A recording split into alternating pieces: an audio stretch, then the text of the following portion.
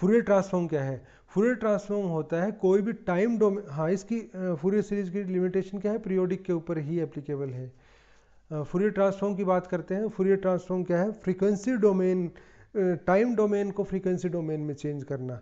देखिए जब हम किसी सिग्नल की बात कर रहे होते हैं और जब हम उसको ऑन पेपर ड्रॉ करते हैं, बार बार पेपर के ऊपर हम इस तरीके से ड्रॉ करते हैं, इस तरीके से हम ड्रॉ करते हैं, इसका मतलब ये थोड़ी है कि सिग्नल इस तरीके से ऐसे वेव्स की फॉर्म में ऐसे लहराता हुआ चल रहा है, ऐसा नहीं है। ये तो जस्ट इसकी एक रिप्रेजेंटेशन है जो आप पेपर के ऊपर रिप्रेजेंट कर रहे हैं। ग्राफिकल रिप्रेजेंटेशन आप इसको बोल सकते हैं। अदरवाइज वहाँ जो सिग्नल चल रहा है वो तो सिग्नल किस फॉर्म में चल रहा है? इलेक्ट्रिकल सिग्नल्स की फॉर्म में चल रहा है, इलेक्ट्रिकल एम्पलीट्यूड्स की फॉर्म में चल रहा है। वो वहाँ सिग्नल जो वायर के अंदर फ्लो कर रहा है वो इस फॉर्म में फ्लो कर रहा है। ठीक है, किस फॉर्म में फ्लो कर रहा है? एम्पलीट्यूड्स कम या ज़्यादा हो रहे हैं, टाइम के साथ इंक्रीज होगा डिक्रीज होगा, इस तरीके से वो मूव कर रहे हैं। ठीक है, जब हम ऑन पेपर कैलकुलेशन करते हैं तो जब हम टाइम डोमेन में सिग्नल को देखते हैं तो उसकी अपनी लिमिटेशन होती है, और जब फ्रीक्वेंसी डोमेन में देखता हूँ उसकी अपनी लिमिटेशन होती है। टाइम डोमेन के अंदर मुझे ये तो पता लग जाएगा कि इस टाइम पीरियड के अंदर सिग्नल का बिहेवियर कैसे, किस तरीके से, कि क्या शेप है, कैसे चल रहा है। लेकिन हमें ये नहीं पता लगेगा कि पूरा टाइम इंटरवल की बात करें, ये तो हमने थोड़ा टाइम इंटरवल दिखाया कि जब मैं एक लॉन्ग टाइम की बात करूं तो वहाँ कौन कौन सी फ्रीक्वेंसीज एग्जिस्ट करती हैं। यहाँ भी यदि फ्रीक्वेंसी में थोड़ा बहुत चेंज आ गया, थोड़ा चेंज वेरिएशन आता है फ्रीक्वेंसी के अंदर, तो that can not be easily judged. आप उसको इजीली चेक नहीं कर सकते कि कितना चेंज आया फ्रीक्वेंसी, यहाँ से यहाँ तक की फ्रीक्वेंसी और यहाँ से यहाँ तक की फ्रीक्वेंसी, इसमें भी आपको डिफरेंस दिख जाएगा। देखो यहाँ से यहाँ अलग टाइम पीरियड है और यहाँ से यहाँ अलग टाइम पीरियड है। तो ये जो टाइम पीरियड में जो डिफरेंस आया ये आपको that can not be easily checked with the help of time domain. ठीक है, और उसके लिए फिर आपको फ्रीक्वेंसी डोमेन की हेल्प लेनी पड़ेगी। फ्रीक्वेंसी डोमेन में आप क्या दिखाते हैं? फ्रीक्वेंसी डोमेन में आप ये दिखाते हैं कि ये एक यहाँ फ्रीक्वेंसी है, यहाँ एम्पलीट्यूड है और यहाँ फ्रीक्वेंसी है। इस फ्रीक्वेंसी के ऊपर आप ये बताओ, ये फ्रीक्वेंसी है, यहाँ ये टाइम था, ठीक है, और ये यहाँ पे एम्पलीट्यूड था। तो यहाँ क्या, इधर यहाँ क्या दिखाओगे कि एक फ्रीक्वेंसी है, इतनी फ्रीक्वेंसी वो इतनी एग्जिस्ट कर रही है, इस एम्पलीट्यूड की एग्जिस्ट कर रही है, और ये फ्रीक्वेंसी इस एम्पलीट्यूड की एग्जिस्ट कर रही है। तो यहाँ क्या पता लगा? दो फ्रीक्वेंसी एग्जिस्ट कर रही है, एक एम्पलीट्यूड इतना है और एक एम्पलीट्यूड इतना है। तो ये आपको किससे पता लगेगा? फ्रीक्वेंसी डोमेन पे पता लगेगा, ये टाइम डोमेन पे नहीं पता लग सकता। तो आपके दिमाग में क्वेश्चन आएगा, क्या सिर्फ इस काम के लिए, क्या सिर्फ चेक करने के लिए, क्या उसकी शक्ल देखने के लिए हम इस तरीके से फ्रीक्वेंसी डोमेन और टाइम डोमेन के में कन्वर्जन के चक्कर में पड़ेंगे? नहीं, ऐसा नहीं है। कुछ प्रोसेसेस हैं जो हम फ्रीक्वेंसी डोमेन में जाके करते हैं। जैसे हमें कोई फ्रीक्वेंसी फिल्टर आउट करनी है, वो फ्रीक्वेंसी हम यहाँ से फिल्टर कैलकुलेशन कर ही नहीं सकते, उसके लिए हमें फ्रीक्वेंसी डोमेन में जाना पड़ेगा। कोई फ्रीक्वेंसी हमें एम्पलीफाई करनी है, कोई particular frequency, selective frequency amplify करनी है, तो उसके लिए हमें फ्रीक्वेंसी डोमेन देखना पड़ेगा। कोई सिलेक्टिव फ्रीक्वेंसी हमें स्प्रेस करनी है, तो उस अटेनुएट करनी है, उसके लिए भी हमें फ्रीक्वेंसी डोमेन देखना पड़ेगा। तो फ्रीक्वेंसी डोमेन और टाइम डोमेन ये एक्चुअल में तो ऑन पेपर ही है जो कुछ है। ये जिस जिस भी डोमेन हम बात कर रहे हैं वहाँ फ्री जो फ्लो कर रहा है वो अलग चीज़ है। लेकिन जब मैं ऑन पेपर ही बात करता हूँ तो ऑन पेपर ही मैं क्या करता हूँ कि उसका जो मुझे फिल्टर चाहिए उसका डिज़ाइन क्रिएट कर लेता हूँ, जो मुझे एम्पलीफायर चाहिए उसका डिज़ाइन क्रिएट कर लेता हूँ। किस चीज़ को ध्यान में रख के? फ्रीक्वेंसी मॉड्यूल को ध्यान में रख के मैं उस चीज़ को डिज़ाइन तैयार कर लेता हूँ। उस डिज़ाइन को तैयार करने के बाद, उस डिज़ाइन को तैयार करने के बाद जब मैं उसके ऊपर अप्लाई करूँगा, जब उसके ऊपर वो सिग्नल अप्लाई करूँगा तो उसका बिहेवियर वही होगा जो हमने फ्रीक्वेंसी डोमेन के अंदर जो कैलकुलेट किया था कि ऐसा बिहेवियर होना चाहिए, उसका वही आउटपुट आएगा, वही वही उस टाइप का ही रिस्पॉन्स आएगा।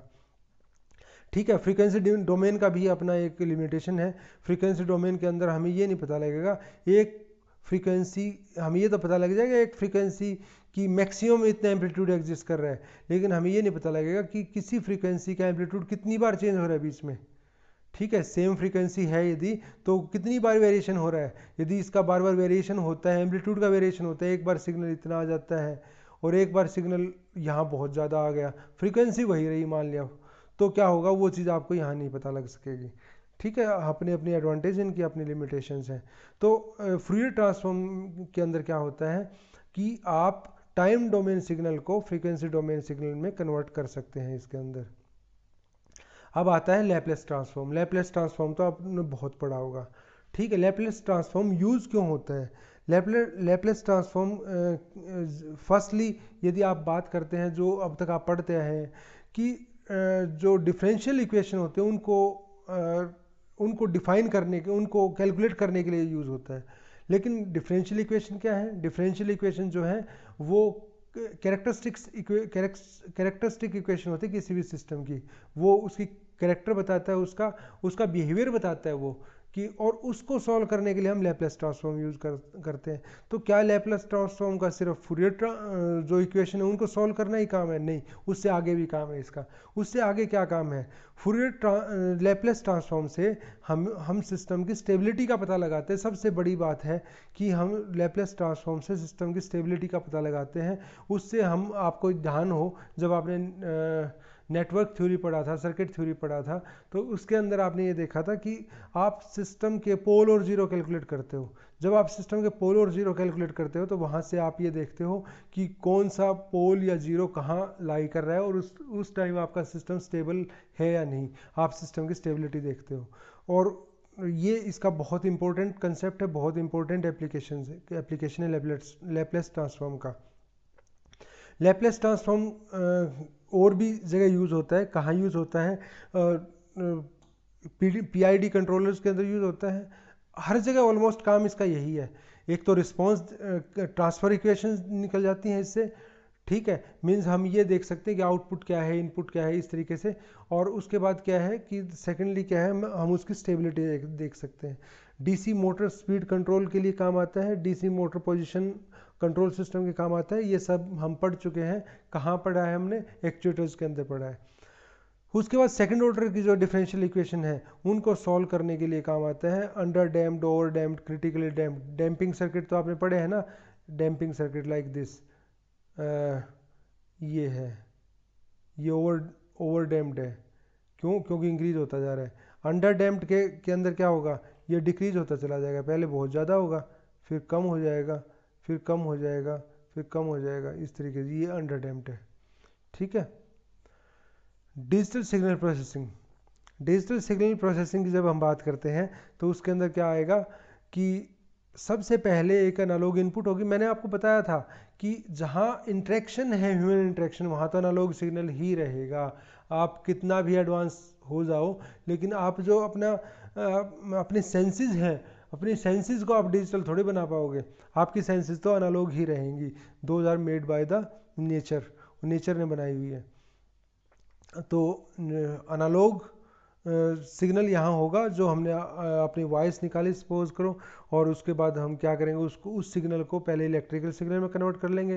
इलेक्ट्रिकल सिग्नल के अंदर ये एनालॉग सिग्नल हो गया, और उसके बाद क्या हो गया कि उसको हम A से D कन्वर्ट कर लेंगे, ठीक है। एनालॉग से डिजिटल में कन्वर्ट कर लेंगे। एनालॉग से डिजिटल में कन्वर्ट होने के बाद क्या हो गया कि हमारे पास डिजिटल सिग्नल है। अब डिजिटल सिग्नल प्रोसेसर के अंदर जाके प्रोसेसिंग होगी इसकी, और उसके बाद जो उसकी आउटपुट आएगी उस डिजिटल सिग्नल को दोबारा से एनालॉग सिग्नल में कन्वर्ट कर लिया जाएगा। और एनालॉग सिग्नल जो आ गया ये एनालॉग आउटपुट है, लेकिन उसके बाद फिर हम ट्रांजिस्टर लगा के इसको एनालॉग सिग्नल को किस में कन्वर्ट कर देंगे? फिजिकल वेरिएबल में, फिजिकल पैरामीटर के अंदर कन्वर्ट कर देंगे। जैसे साउंड है, साउंड में कन्वर्ट कर देंगे।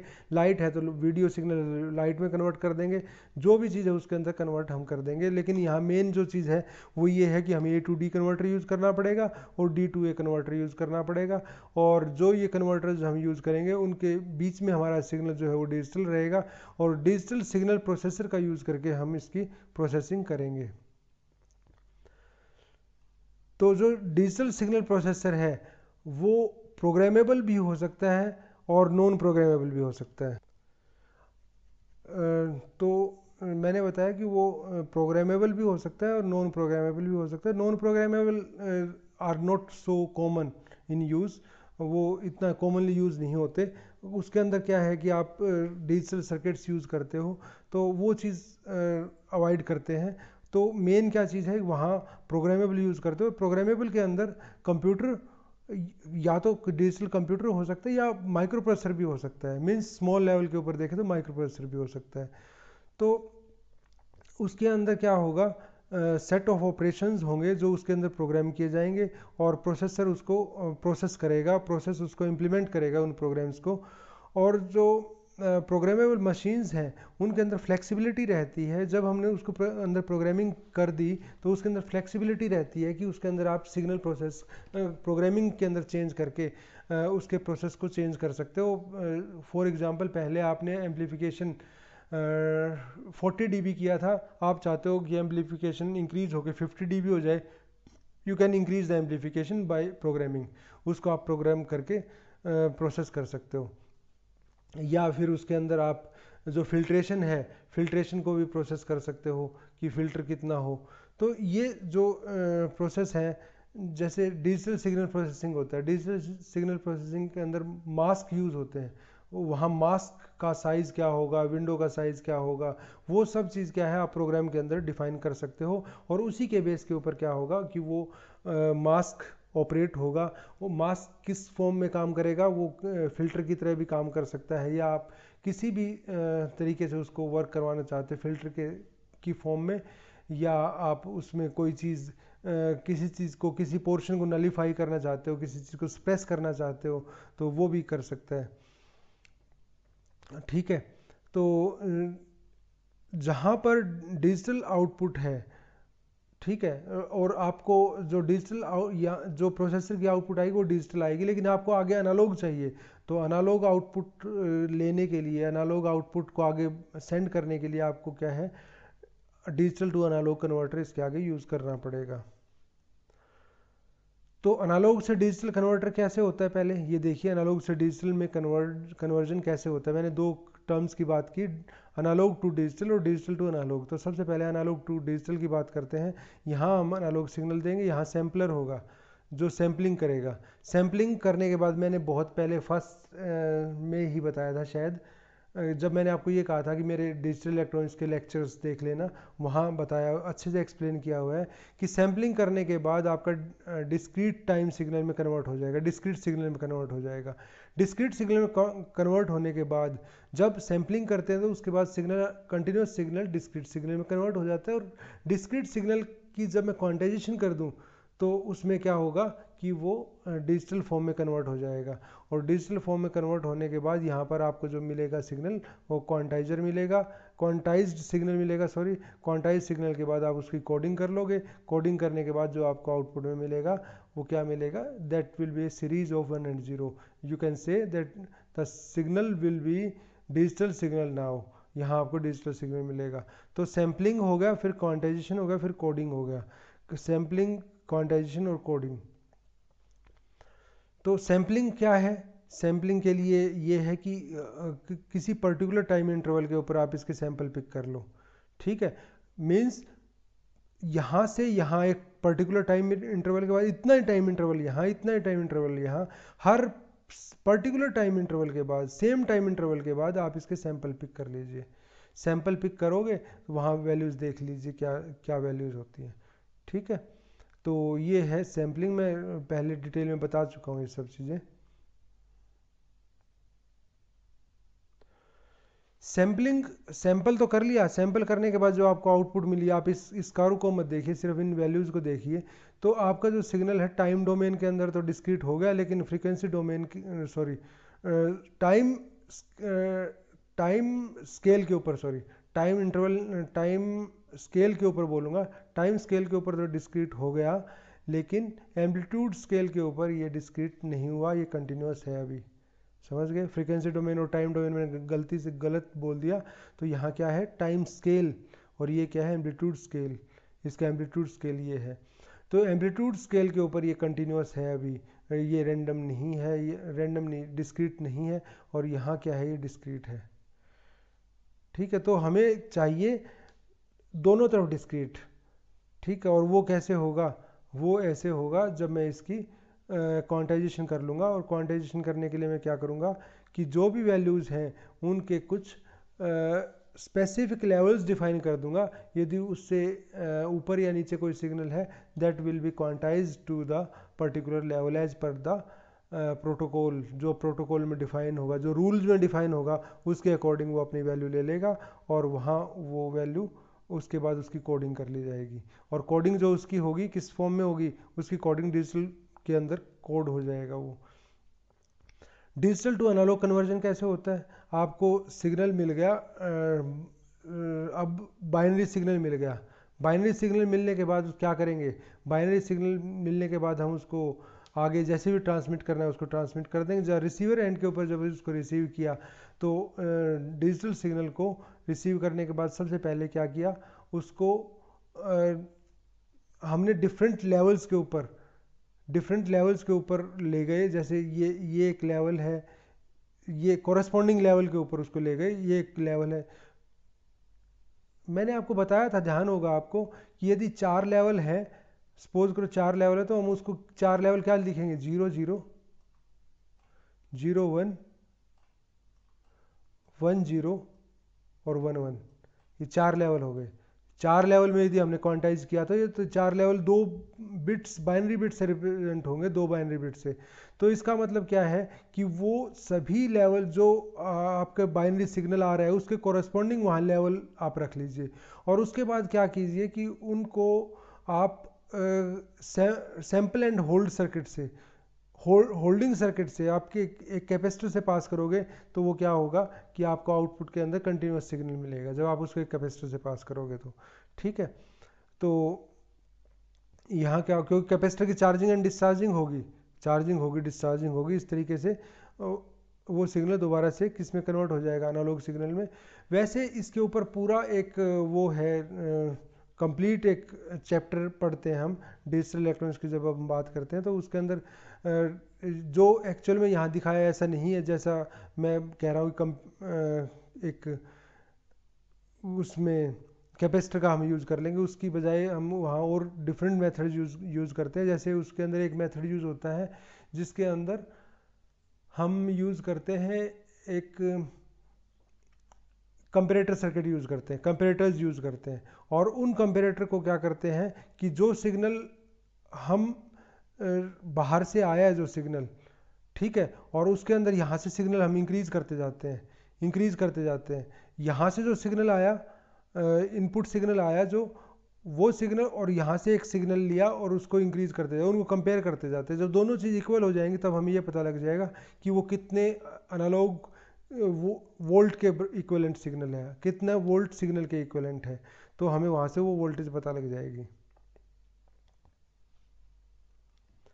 डिजिटल सिग्नल प्रोसेसिंग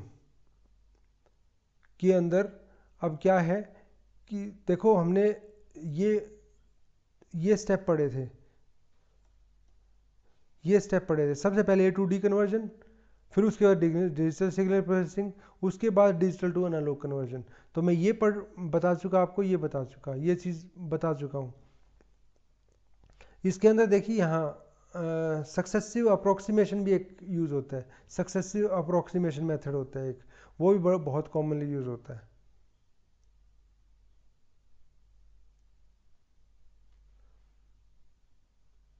अब देखिए आगे,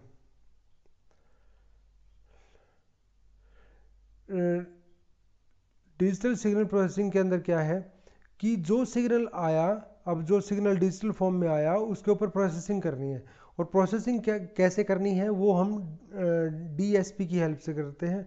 डिजिटल सिग्नल प्रोसेसर्स आते हैं, उनकी हेल्प से वो डिजिटल सिग्नल प्रोसेसिंग करते हैं, और वो जो प्रोसेसिंग होगी वो किस फॉर्म में होगी, वो इस फॉर्म में होगी, वहाँ एल्गोज लिख देंगे, एल्गोरिदम्स लिख देंगे, और उसके एल्गोज को फॉलो करते हुए वो प्रोसेसिंग होगी। जब मैं एडवांटेज देखता हूँ डिजिटल सिग्नल प्रोसेसिंग की एनालॉग सिग्नल प्रोसेसिंग से, तो वो सबसे पहली एडवांटेज तो यही है कि जो एनालॉग सिग्नल प्रोसेसर्स हैं वो हार्डवेयर बेस्ड हैं, और जो डिजिटल सिग्नल प्रोसेसर्स हैं वो सॉफ्टवेयर बेस्ड हैं। मीन्स वहाँ आप सिर्फ, आपको अपनी प्रोसेसिंग चेंज करनी है तो आप क्या करेंगे, सिर्फ प्रोग्राम में चेंज कर दो, आपकी प्रोसेसिंग चेंज हो जाएगी। जबकि एनालॉग सिग्नल प्रोसेसिंग के अंदर यदि आपको प्रोसेसिंग चेंज करनी है तो you will have to change the whole hardware, आपको सारा हार्डवेयर चेंज करना पड़ेगा, तब आप चेंज कर पाओगे। ठीक है, और फ्लेक्सिबिलिटी की बात हम कर चुके हैं। उसके बाद क्या है, reconfiguration of an analog system usually implies a redesign of the hardware followed by the testing and verification. यदि एनालॉग को हम रिकॉन्फ़िगरेशन करना चाहते हैं तो आपको सबसे पहले हार्डवेयर बनाना पड़ेगा, उसके बाद उसकी टेस्टिंग होगी, फिर वेरिफिकेशन होगी, उसके बाद फिर वो प्रॉपरली ऑपरेट करेगा। ये सब चीज़, क्योंकि उसको जो भी आप हार्डवेयर बनाओगे उसको स्टैंडर्ड सिग्नल लगा के उसको टेस्ट भी करना पड़ेगा, उसको वेरीफाई भी करना पड़ेगा कि हाँ ये ठीक वर्क कर रहा है, ठीक है। और उसके बाद क्या है कि digital signals are easily stored. अब जब हम स्टोरिंग की बात करते हैं, मैंने आपको बताया था कि आजकल एनालॉग स्टोरेज तो यूज़ नहीं हो रही, जैसे पहले मैग्नेटिक टेप यूज़ हुआ करती, वो एनालॉग स्टोरेज होती थी। आजकल एनालॉग स्टोरेज तो हम यूज़ ही नहीं कर रहे, तो हम क्या यूज़ कर रहे हैं आजकल, डिजिटल स्टोरेज यूज़ कर रहे हैं। डिजिटल स्टोरेज के ऊपर हमारा डिजिटल सिग्नल की स्टोरेज बहुत ईजीली हो सकती है, ठीक है। तो इसलिए हमें उसको डिजिटल सिग्नल को प्रोसेस करने के बाद, प्रोसेस करने की रिक्वायरमेंट इसीलिए तो पड़ी। देखो शुरू में हमारा सिग्नल एनालॉग है और लास्ट में भी आपको एनालॉग चाहिए, तो क्यों ना हमने सारा एनालॉग प्रोसेसिंग कर ली, क्यों नहीं की वो इसीलिए नहीं की क्योंकि हमें डिजिटल प्रोसेसिंग या डिजिटल सिग्नल की हमारी बहुत एडवांटेज है as compare to the analog signal, इसलिए हमें उसको कन्वर्ट करना पड़ा, डिजिटल फॉर्म में कन्वर्ट करना पड़ा। और दूसरी चीज़, हमें कंप्यूटर्स भी यूज़ करने हैं, तो वहाँ भी क्या होगा, डिजिटल फॉर्म, डिजिटल सिग्नल की ही रिक्वायरमेंट रहेगी वहाँ भी। नेक्स्ट है टॉलरेंसेस। जो आप हार्डवेयर यूज़ करते हैं एनालॉग सिग्नल के लिए, जो एम्पलीफायर बना रहे हो या जो भी आप फिल्टर बना रहे हो, ठीक है, या आप कुछ भी आप कंपेरेटर बना रहे हो या कुछ भी आप चीज़ वहाँ बना रहे हो, तो वहाँ क्या होगा कि जो भी रेजिस्टर्स लगेंगे या जो भी कैपेसिटर लगेंगे, जो भी इंडक्टर लगेंगे या जो भी सर्किट कंपोनेंट लगेंगे, उनकी अपनी एक टॉलरेंस होती है। वो जो टॉलरेंस है वो जैसे आपने पढ़ा होगा, यदि गोल्ड रिंग है तो 5%, सिल्वर रिंग है 10%, इस तरीके से वो परसेंट होती है। 1 मेगा ओम सिग्नल है, ठीक है, 1 मेगा ओम मीन्स 10⁻6 का 1% कितना हुआ, 10⁻4। इट मीन्स 10⁻6 यदि सिग्नल है तो 10,000 ओम तो आपका टॉलरेंस ही होगी यदि 1% है तो। और यदि 5% है तो कितना हो गया, 5 से मल्टीप्लाई कर तो 50,000, 50K का तो वहाँ वेरिएशन ही हो सकती है, ठीक है। तो इट मीन्स क्या है कि जो टॉलरेंस है वो बहुत ज़्यादा होती हैं, तो टॉलरेंस ज़्यादा होने के कारण एरर ज़्यादा आती है, जबकि डिजिटल सिग्नल प्रोसेसिंग में ऐसा नहीं होता। वहाँ क्या होगा कि एक्यूरेसी बेटर मिलती है। एक जो चीज़ यहाँ नहीं मैंने शायद लिखी, वो ये है कि नॉइस इम्यूनिटी डिजिटल सिग्नल की बेटर होती है as compare to analogue signal, वो मैं पहले भी बता चुका हूँ। जो डिजिटल सिग्नल हैं, प्रोसेसर हैं, उन वो एक्सपेंसिव होते थे पहले, लेकिन जैसे जैसे अब स्पेशलाइज्ड डीसी सिग्नल प्रोसेसर बनने लगे और इनका यूटिलिटी बढ़ने लगी, तो मास स्केल पे इनकी प्रोडक्शन होती है, तो इनकी कॉस्ट अब रिड्यूस हो रही है, कंटिन्यूसली रिड्यूस हो रही है डिजिटल सिग्नल प्रोसेसर्स की। तो हम ये कह सकते हैं इसकी कॉस्ट भी कंटिन्यूसली रिडक्शन में हो रही है, कंटिन्यूसली रिड्यूस होती जा रही है। डिजिटल सिग्नल प्रोसेसिंग के लिए क्या कौन कौन से टूल्स यूज़ होते हैं। सबसे पहले डिस्क्रीट टाइम फूरियर ट्रांसफॉर्म, जिसको DTFT भी बोलते हैं, सुना होगा आपने। और उसके बाद डिस्क्रीट फूरियर ट्रांसफॉर्म, उसको DFT भी बोलते हैं। उसके बाद है फास्ट फूरियर ट्रांसफॉर्म, FFT बोलते हैं। और उसके बाद है जेट ट्रांसफॉर्म। ये सब चीज़ें हैं। ये क्या होता है थोड़ा थोड़ा मैं बताता जाता हूँ। डिस्क्रीट टाइम फूरियर ट्रांसफॉर्म, ये एक्चुअल में वही है जो जो आपने कंटिन्यूस सिग्नल के लिए आपने जो फूरियर ट्रांसफॉर्म पढ़ा था, तो मैं डिस्क्रीट सिग्नल के लिए बात करूं तो वही काम किस चीज़ में कन्वर्ट करना, टाइम डोमेन सिग्नल को फ्रीक्वेंसी डोमेन सिग्नल में कन्वर्ट करना। वो काम क्या है, डिस्क्रीट टाइम फूरियर ट्रांसफॉर्म का फॉर ए डिस्क्रीट सिग्नल के लिए। और वहाँ हमने बात किस चीज़ की थी, कंटिन्यूस सिग्नल की बात की थी, यहाँ हम डिस्क्रीट सिग्नल की बात कर रहे हैं। तो जो DTFT होता है वो पीरियोडिक सिग्नल के लिए होता है, ठीक है। और यहाँ जब मैं बात करूँगा कि कहाँ से कहाँ तक, -∞ से इन्फिनिटी तक चलता है, -∞ से इन्फिनिटी तक।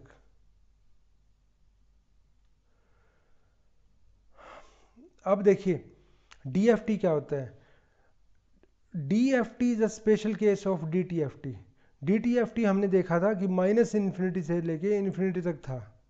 XN is a discrete signal and aperiodic. ठीक है, हमने ये चीज़ बताई थी कि यहाँ देखो माइनस इन्फिनिटी से इन्फिनिटी तक की बात कर रहे हैं हम, लेकिन जब मैं यहाँ बात करूँगा तो यहाँ एक पर्टिकुलर आप ये कह सकते हैं DTFT में फ्रीक्वेंसी डोमेन आया, उसका एक पर्टिकुलर सेगमेंट उठा लिया हमने, वो DFT है, डिस्क्रीट फूरियर ट्रांसफॉर्म है। पर्टिकुलर सेगमेंट उठा लिया, फूरियर में कन्वर्ट हो गया था, उसका एक पर्टिकुलर सेगमेंट उठा लिया, फूरियर में नहीं सॉरी फ्रीक्वेंसी डोमेन में कन्वर्ट हो चुका था और मैंने उसका एक पर्टिकुलर सेगमेंट उठा लिया। पहले DTFT के अंदर वो क्या था, वो माइनस इन्फिनिटी से इन्फिनिटी तक जा रहा था, लेकिन अब जब मैं DFT की बात करूँगा तो माइनस इन्फिनिटी से इन्फिनिटी तक नहीं है वो अब एक पर्टिकुलर सेगमेंट के अंदर डिफाइंड है। ठीक है, जब मैं FFT की बात करूँगा, FFT is a way to calculate द DFT in the fast way. Means calculation इसके अंदर बहुत फास्ट है, बहुत इजीली आप कैलकुलेट कर पाओगे, बहुत फास्टली आपकी कैलकुलेशन होगी। ये इस तरीके का मेथड है जिसमें आप DFT कैलकुलेट करते हो, किस फॉर्म में, फास्ट फूरियर ट्रांसफॉर्म। अब जेट ट्रांसफॉर्म क्या होता है? जेट ट्रांसफॉर्म के अंदर आप ये कह सकते हो कि Z transform is having same role in discrete signals as the Laplace transform has in the continuous signals। continuous signals के लिए जो मैंने Laplace transform का जो रोल बताया था वही जेट ट्रांसफॉर्म का रोल है discrete signals के लिए। Is it clear? मैंने जो जेट Laplace ट्रांसफॉर्म का जो रोल बताया था वही रोल जेट ट्रांसफॉर्म का है discrete signals के लिए। तो आप क्या कह सकते हो कि यहाँ जो आप जो डिफरेंशियल इक्वेशंस होंगी उनको कैलकुलेट करने के लिए उनके लिए आप इसको यूज़ करोगे। ठीक है, तो आप ये कह सकते हैं दूसरा यहाँ कि डिस्क्रीट सिग्नल्स के अंदर स्टेबिलिटी चेक करने के लिए, जो वहाँ मैंने लैप्लेस ट्रांसफॉर्म में स्टेबिलिटी बताया था ना, ऐसे ही यहाँ पोल और ज़ीरो होते हैं। तो स्टेबिलिटी चेक करने के लिए आप ये चेक करते हो कि सिस्टम स्टेबल है या नहीं है, तो आप जेट ट्रांसफॉर्म का यूज़ करते हैं। बहुत इंपॉर्टेंट कंसेप्ट है, स्टेबिलिटी चेक करना कोई छोटी बात नहीं है। यदि एक सिस्टम जो आप डिज़ाइन करना चाह रहे हो, जो आपने सोचा है कि ये सिस्टम हम बनाएंगे, ऐसा सिस्टम बनाएंगे, और उसको आप जब आपने स्टेबिलिटी चेक की और वो स्टेबल नहीं मिला, तो इट मीन्स आपका सिस्टम फेल है, आपका सिस्टम वर्क ही नहीं करेगा। ठीक है, तो that is a very big issue कि आपका सिस्टम स्टेबल है या नहीं है, एक बहुत बड़ी चीज़ है। तो इसको कैलकुलेट करने के लिए हम इस चीज़ को चेक करने के लिए हम जेट ट्रांसफॉर्म यूज़ करते हैं। Filter design technique. अब फिल्टर डिज़ाइन आप यूज़ करते हैं, उसमें क्या होगा, अनफिल्टर्ड सिग्नल है यहाँ और उसके बाद फिल्टर है और उसके बाद फिल्टर्ड सिग्नल है। देखिए शुरू में आप जो सिग्नल को प्रोसेस करना है वो प्रोसेस क्या करना है, फिल्टर यूज़ करना है। अब फिल्टर भी दो टाइप का होता है, एनालॉग फिल्टर हो गया, डिजिटल फिल्टर हो गया। एनालॉग फिल्टर के अंदर आप क्या करोगे, पैसिव RLC फिल्टर यूज़ करोगे या RC फिल्टर यूज़ करोगे, RC integrated active RC filter use करोगे, स्विच्ड कैपेसिटर यूज़ करोगे, कोई भी आप इनमें से डिफरेंट मेथड्स हैं और आप उनमें से कोई भी फिल्टर आप यूज़ कर सकते हैं। एप्लीकेशंस क्या हैं, रेडियोज़ और टीवीज़ के अंदर इसका यूज़ होता है, कम्युनिकेशंस और राडार सिस्टम के अंदर इनका यूज़ होता है, टेलीफोन सिस्टम्स में इनका यूज़ होता है, सैम्पलिंग सिस्टम्स के अंदर और ऑडियो इक्विपमेंट्स के अंदर इनका यूज़ करते हैं हम। जब डिजिटल फिल्टर की बात करेंगे तो डिजिटल फिल्टर क्या होगा, उसके अंदर उसके कुछ अपनी एडवांटेज हैं। ठीक है, उसमें क्या है कि डिजिटल फिल्टर का मैं पहले ही बता चुका कि डिजिटल फिल्टर या डिजिटल जो भी प्रोसेसिंग होती है वो डिजिटल सिग्नल के ऊपर होती है, मैं पहले भी बता चुका आपको। और डिजिटल सिग्नल प्रोसेसिंग इजी है as compare to analogue signal processing, वो भी बता चुका मैं। अब जब आपने एक डिजिटल सिग्नल बनाना है, जब डिजिटल सिग्नल प्रोसेसर बनाना है, या मैं उसमें भी पर्टिकुलर बात करता हूँ, डिजिटल फिल्टर बनाना है, तो क्या करोगे, that can be designed by using A algorithm.